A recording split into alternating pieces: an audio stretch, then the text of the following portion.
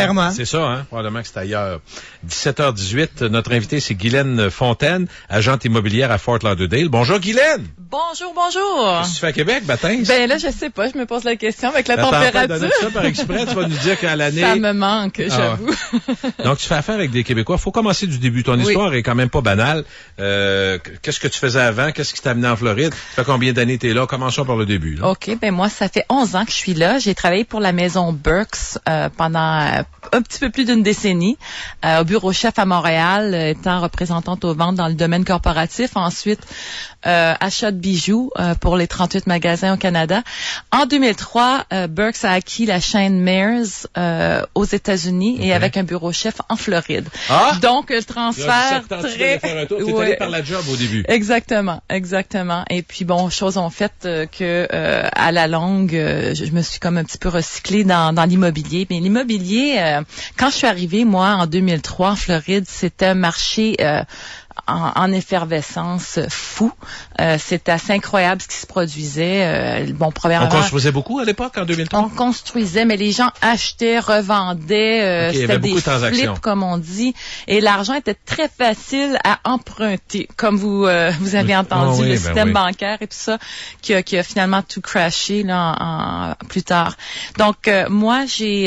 Qu'est-ce qui t'a amené là-dedans? Qu'est-ce qui t'intéressait dans le monde immobilier? Moi, j'adore. Parce que t'étais dans les bijoux, c'est pas plate, là? Ouais, c'est pas plate, mais j'aime tout ce qui est immobilier, tout ce qui est maison. Je m'intéressais à ça. Okay. Et tranquillement, pas vite, tout le monde me disait, ben, coudonc, Guylaine, tu devrais prendre ta licence. Tu suis fais ça, les cours, puis tu pourrais continuer. Ouais, c'est ça. Alors, en 2007, quand le marché était en déclin, en pleine chute, tu m'as embarqué là-dedans, voilà, c'est le bon temps. Alors, c'est ça. Mais c'est toujours le bon temps quand on arrive à faire quelque chose, je pense, dans la vie. Bon, oui, quand tu prends une décision. Mais Guylaine, ton intention, c'est de rester là. Il n'était pas question que tu reviennes au Québec. Toi. Non, c'est ça. Depuis 2003, là, tu dis, bye bye, ciao, bye, les hivers, je peux m'en passer. Exactement. Moi, je suis arrivée là avec mon mari à l'époque qui était américain. Donc, c'était plus facile pour moi au niveau du green card et tout ça. Oui. Et bon, là, maintenant, que tu as eu ce que tu voulais, tu l'as donc. Non, pas du tout. J'ai rien de mauvais à dire à son sujet. C'est un homme fantastique. Mais la porte ouverte. Oui, c'est ça. Mais je comprends. Donc là, tu as dit Switch en 2007, on fait des cours. Et après ça, tes premiers clients, tu les recrutes comment en étant en Floride? Ben, en fait, j'ai eu beaucoup de chance. Au début, on m'a approché. J'ai eu de la chance d'avoir des listings. La Floride, c'est un État qui a beaucoup d'immobilier très cher. Mon premier listing était 1,3 million de dollars. Alors, j'ai dit, bon, ça part bien, là, tout ça. Super. Qui s'est vendu rapidement. Mais ensuite, de bouche à oreille, les gens ont su que j'étais ici. Et puis, j'ai commencé avec des clients québécois. Et les premiers clients, ils voulaient quoi? Ils voulaient acheter en Floride? Écoutez, je me souviens pas. Oui. C'était quelqu'un qui a eu mon nom de quelqu'un, que j'étais là, et puis bon, il voulait acheter un condo sur le bord de la mer, et puis lui il m'a référé d'autres mondes. Et puis la business de real estate, de toute façon, c'est toujours par référence. Et là, ça a fait boule de neige. Et ma clientèle, à 99%, je vous dirais, c'est des Québécois.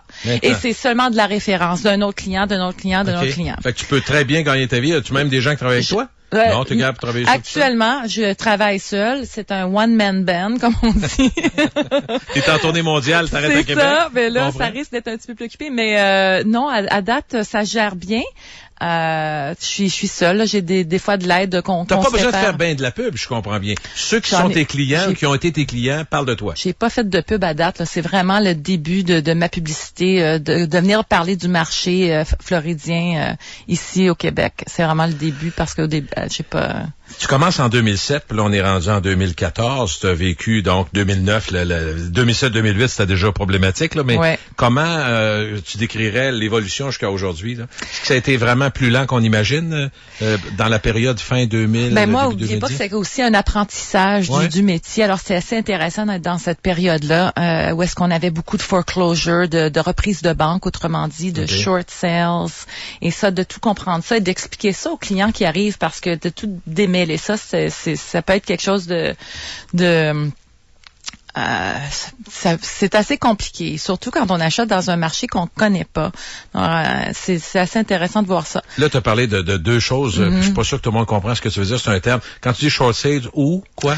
Reprise de finances, donc reprise de banque. Après le processus short sale, quand les gens sont en déficit, autrement dit... Sauf qu'il y a à payer, ils donnent les clés. C'est ça un peu ce qu'on dit? Non, le short sale, c'est avant de faire ça. Autrement dit, c'est quand ils doivent plus sur leur hypothèque que la valeur de la propriété. Parfait. Donc, ils peuvent faire un processus à la renverse et dire à la banque, écoutez, je suis en péril financier, aidez-moi à vendre ma propriété. Si vous prenez un déficit, on peut prendre le déficit on peut s'arranger pour essayer de vendre la propriété. Faire quelque chose avec ça. Avant que je donne des clés, dans le fond. Oui, parce que la banque, en fait, leur business, c'est pas d'immobilier. Ils veulent pas trop en avoir, ces affaires-là. Exact. Alors, ils collaboraient avec les gens pour essayer c'était ça le processus. De stimuler la vente. Short sale. Là, à ce moment-là, il y a des deals, là. Ça, je comprends. Oui pas et toujours. non. Là, ça a compliqué un peu, là. On peut peut-être, ça prendrait peut-être une heure comment s'expliquer tout ça. Pas toujours des deals, c'est ça que tu veux dire? C'est pas toujours des deals en bout de ligne parce que pour débuter le processus short sale, il faut montrer un péril financier. Donc, pour se qualifier pour un short sale, il faut arrêter de payer ses frais communs. Alors, quelqu'un doit les payer, ces frais communs-là. Les associations ne disent pas, c'est beau, ça vous coûte plus rien. Ça va pas bien, toi, arrête de payer. Fait que le prochain acheteur, donc, doit payer ça. OK, je comprends. Alors, fait que tu laisses comme quelque chose, des traces puis de la poussière, comme on dit. Oui, là. alors, c'est toujours une petite surprise. Mais tout ça, c'est tout ce processus de short sale-là, que les banques étaient pas équipées pour dealer avec ça, ont finalement, se sont améliorées. Et là, bon, évidemment qu'il y en a beaucoup moins qu'il y en avait. Okay. Le cliché qu'on a, nous autres, Guylaine, quand on pense à la Floride, on pense à des gens, les plus jeunes, 50 ans, puis les plus vieux, 85. C'est-tu une clientèle plutôt âgée, ceux qui achètent? Non, je vous dirais que même ça se rajeunit. Il y a un sondage qui est sorti, je pense qu'il y a 1 an ou 2, qui disait qu'un Canadien sur 5 considère acheter une propriété en Floride et que de plus en plus, les gens où est-ce qu'ils achetaient des propriétés pour se retraiter, les achètent d'avance maintenant. Pour y aller, OK. Les achètent d'avance pour y aller, mais aussi pour plus tard. Ils ont une vision d'investissement pour plus tard. Alors, ils se disent, OK, les prix sont bons, ils veulent saisir ça, le dollar, bon, c'est sûr que là, vous en avez perdu un petit peu, mais rentabiliser ça, dire, moi, je vais prendre ma retraite dans 10, 15 ans, mais je vais acheter maintenant et je vais le louer. Parce que le marché locatif... Le modèle locatif, es-tu bon? Est en feu. En tous les exemples que j'ai pris, disons que je prends un édifice, là, et je dis, dans l'année dernière, là, tu vois qu'il y a 30 unités dans ce building-là qui se sont louées et actuellement, il y en a 2 de disponibles. Alors, ça vous démontre la demande. Ça loue à la semaine ou au mois? Quelle sorte de location? Souvent, c'est plus à l'année. Hein, OK. Oui, à l'année pour avoir quelqu'un de plus stable. Et les édifices ont des règlements partout pour empêcher que ça devienne trop transient. Là, c'est quand même pas des hôtels. Ça peut déranger les gens autour, je comprends. Les résidents permanents. Il y a une clientèle, donc, aussi, je comprends bien qu'il y a des clients qui veulent pas acheter, mettre l'équité d'une maison vendue ou n'importe quoi, ou de l'argent qu'ils ont eu, mais qui vont louer pour une année. Est-ce que c'est un meilleur deal, tu penses, ceux qui louent pour un an par rapport à ceux qui louent à la semaine? En général, actuellement, à cause du déclin des banques et de tous les gens qui ont fait défaut sur leurs prêts, ces gens-là ne se qualifient pas pour des prêts. Alors, ils doivent louer. Vous voyez, tous ces gens-là qui ont... Très bien, c'est une problématique. Tu n'as pas les moyens d'acheter. Finalement, tu te rabats sur la location. Est rendu très mauvais.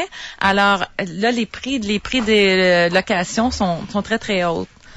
Parce que la demande est très, très forte. Fait que ça pousse les prix à la hausse. C'est quoi le marché? On a souvent dit, le gros marché, ce qui se construisait quand on allait à Fort Lauderdale, les tours partout, c'était des condos.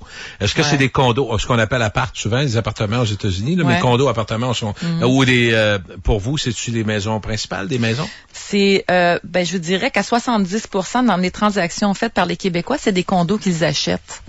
OK. Très peu de maisons unifamiliales parce que c'est plus facile de mettre la clé dans la porte et de s'en aller au Québec et d'avoir l'esprit tranquille. C'est plus simple. Donc, les gens préfèrent la formule condo. Y a-t-il des secteurs de prédilection? Ça me semble évident, mais en même temps, je sais pas si le cliché qu'on a d'ici est le même. C'est-à-dire, proche des grands centres, proche des autres Québécois. C'est quoi les critères que les Québécois te demandent à toi? Les Québécois, si on regarde la température à l'extérieur, aiment beaucoup la plage, le soleil. Près de l'eau, ça demeure vendeur. La plage, c'est là que les prix sont les plus chers. On a beaucoup de golfeurs aussi qui veulent venir et là à Pompano, il y a Club Links qui a acheté un terrain de golf là-bas. Alors c'est plus facile pour les gens qui ont des memberships c'est pour venir jouer au golf en Floride, des collaborations qui se font plus facilement.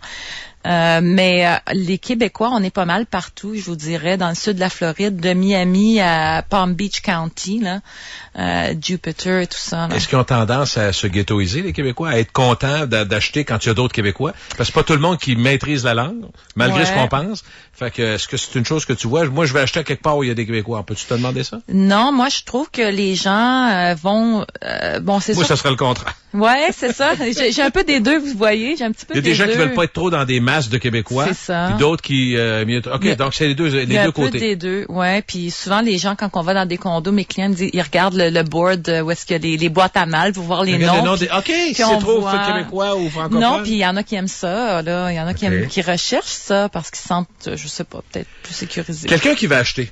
Mettons qu'il nous entend, moi je regarde ça, là, finalement, je voudrais acheter en Floride. Qu'est-ce qu'il faut savoir que les gens savent pas, dans le fond? C'est peut-être plus compliqué ou qu'il y a des... Dis-moi un peu l'ABC, on fera pas tout, mais en gros, là. Ben, en gros, les gens sont assez surpris de la simplicité du processus. C'est pas tant de paperasse, c'est ça que tu me dis? Ben, la paperasse, c'est plus litigieux aux États-Unis. Alors, on a peut-être quelques pages en surplus sur notre contrat, si vous voulez, qu'au Québec, d'après ce que je comprends. Le processus est assez simple. Il n'y a pas de taxe de bienvenue. Ah. C'est pas mal moins coûteux de fermer une transaction en Floride que celle-ci. Bon, c'est sûr qu'il y a des barres à mettre sur les T puis des points à mettre sur les I, mais quand on est bien entouré d'une équipe, quand on a... parce que moi, mes clients, on peut faire la transaction de deux façons. La fermeture d'une transaction en Floride. Ici, c'est des notaires. Chez nous, c'est des title agents, des agents de titre ou des avocats en immobilier. Moi, je conseille toujours l'avocat en immobilier parce que s'il y a un pépin dans la transaction, et bon, ça arrive, écoutez, on est sous contrat et ça peut arriver. L'agent de titre risque de vous dire, ben allez vous chercher un avocat. Tandis que l'avocat, vous l'avez déjà, puis la personne, moi, avec qui je travaille beaucoup, ça fait partie de ses tâches. Alors, il n'y a pas de frais de surplus. C'est un frais. Et puis, c'est normal, procédure normale. Mettons que si je t'appelais pour acheter, est-ce que tu me conseillerais de me financer au Québec ou là-bas? Vous pouvez pas vous financer au Québec comme tel sur un bien étranger. Et vous pouvez faire une ligne de crédit ici sur votre maison, sur vos biens. Et ça devient comme un prêt personnel, si vous voulez. Mais Desjardins et NatBank, ceux que je connais, je ne sais pas s'il y a d'autres banques, là, vous m'excuserez s'il y a d'autres banques qui offrent des produits, mais ont des effectifs là-bas qui offrent des produits excellents pour les Québécois à de très bons taux. OK, mais quelqu'un qui est déjà, mettons, avec Desjardins au Québec, est-ce qu'il va avoir un lien avec ses affaires là-bas? Ça va être plus simple qu'à ce moment-là. Mais quand tu dis on peut pas se financer, je comprends pas. C'est-à-dire que si moi, je viens ici à la banque, j'emprunte 300 000, j'arrive là avec un chèque de 300 000. Oui, exactement. Donc, ça devient ici, localement, ça devient un prêt personnel pour vous sur vos biens. C'est pas vu comme un prêt hypothécaire. Exactement. Sauf que c'est pas sur le bien de la Floride. On joue avec les mots, là, dans le fond. Ben, je sais pas. Faut parler à votre banquier. Est-ce que les règles de cash down en Floride, c'est comme ici? Nous autres, on dit à peu près 20% pour être capable d'acheter. Est-ce que ça ressemble à ça là-bas? Les règles je sais qu'ils sont plus sévères avant 2009, là. C'est quoi aux États-Unis? Ben, bon, le fait que si c'est une résidence principale, c'est différent parce que vous avez mais une résidence secondaire, d'après moi, vous pouvez avoir un prêt entre 25 et 30%, ou donc 70% financé. Résidence principale, même en Floride, tu veux dire, si je vendais tout ici, je m'en vais vivre en Floride. C'est ça. C'est de ça que tu parles. Est-ce qu'il y en a plusieurs qui font ça? Qui sacent le camp complètement? Ben, je pense qu'il y en a beaucoup qui aimeraient ça. Mais je pense que vous pouvez pas, parce que vous allez perdre vos privilèges médicaux au Québec. Mais ça, c'est une variable. Est-ce que les gens te la posent, même si tu vends, t'es agente immobilière, est-ce que les gens te disent, ah, mais là, comment ça marche? Parce que dans le fond, quand on se réfère à quelqu'un là-bas, tous les services, tout ce qu'on doit savoir, tu sais, à moins que tu me dises ça existe, là, mais souvent les questions doivent te revenir aussi basiques que ça. Hein? C'est ça. Puis si moi je connais pas, si je connais pas les réponses, j'ai toujours certains réseaux de gens à qui je peux diriger les gens. Mais Est-ce que les frais pour les transactions, dans les faits, sont plus chers là-bas qu'ici? C'est moins cher. Beaucoup moins, comme on dit. Par exemple, non, mais c'est quoi, les frais totaux, tu dis, l'avocat, tout ça? À peu près 2%. Notaire, là-bas, ce que appelles le title, c'est 850 $. C'est 850 $ qu'ils chargent pour closer la transaction. À quoi ça ressemble, là, dans un moment, nous autres, les taux d'intérêt par les temps qui courent, est-ce que ça ressemble à quoi? aux dernières nouvelles, environ entre 3,5 et 4 %, dépendant de votre... Okay. C'est très bas, là. Est-ce que tu dirais, selon ce que tu sais, toi, c'est Guylaine, hein? Je pense que tu n'as pas changé de prénom depuis le début. Est-ce que... y a-tu des bons deals, présentement? Mon nom de famille rime, alors c'est facile. Facile à retenir? Oui. Guylaine Fontaine. C'est ça. C'est extraordinaire. Est-ce qu'il y a des bons deals? C'est une bonne période? C'est encore une très bonne période. Moi, je dis souvent ceci pour illustrer. Ouais. Où dans le monde pouvez-vous acheter une propriété sur le bord de la mer au prix qu'on les vend à Fort Lauderdale? Donc, actuellement, en moyenne, 300 $ du pied carré. Donc, pour 1000 pieds carrés, vous pouvez acheter quelque chose sur le bord de la mer à 300 000 $. Okay. On est quand même... Si tu compares au prix qu'il y avait, mettons, jadis pas si longtemps, 15 ans, 10 ans, 5 ans, est-ce que c'est pas mal moins cher que ça a déjà été? Pour le même édifice, mettons, un édifice de Trump ou d'autres qui sont sur le bord de la mer, là, près de la A1A, là, c'est-tu des édifices qui auraient, dans un marché très bon, valu 500 000 et qui aujourd'hui se vendent 150 000 de moins? Oui. Ben là, actuellement, disons on revient à peu près aux valeurs je pense qu'on est revenu aux valeurs d'il y a 10 ans, en 2003, quand moi je suis arrivée là. OK. Fait qu'on a reculé, on a monté, puis on est à peu près aux valeurs d'il y a 10 ans. Jusqu'à quel point la crise a ébranlé la Floride? Parce que il me semble qu'on disait, c'est une des places qui a été les plus touchées parce que il y avait énormément de construction, des gens qui, avant même, moi j'ai entendu des Québécois qui disaient qu'ils le faisaient, ils achetaient sur papier. Quand ça construisait, avant même, ils revendaient. C'est ça. Sauf qu'ils se sont fait prendre à un moment donné parce que comme ça se vendait plus, là, la banque disait, faudrait que tu payes. Oh! Ceux qui étaient pas riches, qui faisaient juste jouer à ça, il y en a qui se sont fait prendre les culottes à terre comme pour, là. Oui, tout à fait. Mais là, l'offre, est-ce qu'on a arrêté de bâtir puis on essaie de vendre ce qui s'est pas vendu? C'est quoi l'état des choses? Ouais, c'est vraiment tout vendu. Ce qui était resté stagnant et laissé en construction. Okay. Et puis là, actuellement, même la construction a repris. Mais ce qu'on voit de beaucoup, pour ramener à mon point de tout à l'heure du marché locatif, c'est de la construction qu'on voit énormément. C'est beaucoup de condos, d'appartements qui seront loués. Okay. Alors, les contracteurs prévoient encore une demande extrême du marché locatif. Est-ce que c'est vrai que les Québécois comptent pour beaucoup dans le marché dans ta job, évidemment, mais juste de ce que tu sais? 2% des ventes.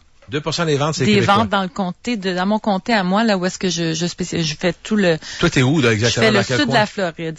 On appelle ça le Tri-County, qui est le Miami-Dade, Broward et Palm Beach County. Je fais les 3 comtés, mais je suis au centre, moi. Okay. Et à Broward, c'est les transactions, 2% sont des Québécois, de toutes les transactions annuelles. On disait qu'en Floride, les Russes sont en train de tout acheter. Est-ce que c'est vrai? Ah oui, avant, c'est vrai, hein? Plus au sud. Ouais. Plus au sud, mais c'est vrai. Ça avait l'air d'une beaucoup. blague, mais je dis, oui, les Russes ont beaucoup d'argent, des gros conglomérats, qui achètent eux autres en quantité. C'est une réalité. Ils viennent, comme ils disent, parker leur argent en Floride. Là, il y a des gens qui paniquent parce qu'ils t'entendent puis sont intéressés, ils veulent avoir plus de détails. Faites-vous-en pas. Tu dois avoir un site Internet, je peux pas croire. Oui, GuylaineFontaine.com. Mon Dieu, c'est bien simple ton affaire. Oui, c'est simple. C'est extraordinaire. Donc, Nico va mettre ça sur la page de Gilles, sur gillesparent.com et sur fm93.com. Le time-sharing, là, c'est l'arnaque qui nous fait perdre 2h15. Oh, mon Dieu Seigneur, ouais. Comment on peut être sûr que c'est pas ça, là? Mettons, tu me donnes un conseil. Là. Ben, je pourrais pas vous dire parce que... Non, mais tu connais le principe, là? Oui, je connais le principe. Il y en a pas beaucoup dans mon coin. Il y en a, je pense qu'il y en avait à un moment donné une effervescence de ça, mais non, c'est pas vraiment une... Dans les questions, ça va être ma dernière question, des questions weird des Québécois, des inquiétudes des Québécois, c'est quoi? Souvent, parce que ce qu'on connaît pas ça, tu sais, toi t'es là, mais nous autres on n'est pas là. Mettons, je vais acheter, je me fie sur toi. Les gens croient souvent que c'est plus cher de taxes pour eux que qu'un Américain. Et en fait, c'est pas ça. C'est qu'en Floride, ton compte de taxes sur la propriété est basé sur la valeur. Et les résidents permanents ont droit à une exemption de taxes qui s'appelle le Homestead Tax. Okay. Et tous ceux qui ne sont pas résidents permanents, que ce soit des Québécois ou des Américains, si c'est pas votre résidence primaire, vous n'avez pas droit à ça. Alors, votre compte de taxes montait avec la valeur de la propriété. Mais en 2008, il y a une législation qui a passé qui a fait que, parce que la nature de la Floride, c'est une résidence secondaire. Hein, la plupart des gens, la plupart des gens vont se retraiter. En tout cas, donc. Et pour protéger ces gens-là qui étaient en résidence secondaire, pour protéger leur taxe de ne pas augmenter en fou comme dans le marché quand que les valeurs de propriété ont augmenté en fou. Il y a une législation qui a passé qui gèle ce taux-là comme à 10%. Okay. Les résidents permanents sont gelés à 3% avec le homestead et les non-résidents à 10%. Donc, il y a une protection qui n'était pas là avant 2008. Ça, c'est une bonne affaire. C'est une très bonne affaire, oui. Parlant de bonne affaire, on peut en faire encore avec vous. Donc, on va contacter Guylaine Fontaine. Ça rime, elle l'a dit. C'est pas plus de détails, là, tu vas avoir des appels, là, tu vas avoir des courriels, tu sais ça? Excellent. T'es content On pour est ça? prêt. T'es prête à travailler? Oui. On est prêt. C'est peut-être la plus jeune que j'ai vue ici, c'est-à-dire agente immobilière, mais un snowbird assez jeune quand même. C'est impressionnant. Quel âge est arrivé là-bas? Je sais que t'es encore très jeune. Mais... je ne dis pas, ça fait 11 ans. Ça fait 11 ans. Ah, ça fait 11 ans, ça c'est bon. J'étais très jeune. Mais t'es encore très jeune. Voyons donc, Guylaine. 17h39. Le retour de Julie Parent se poursuit après la pause.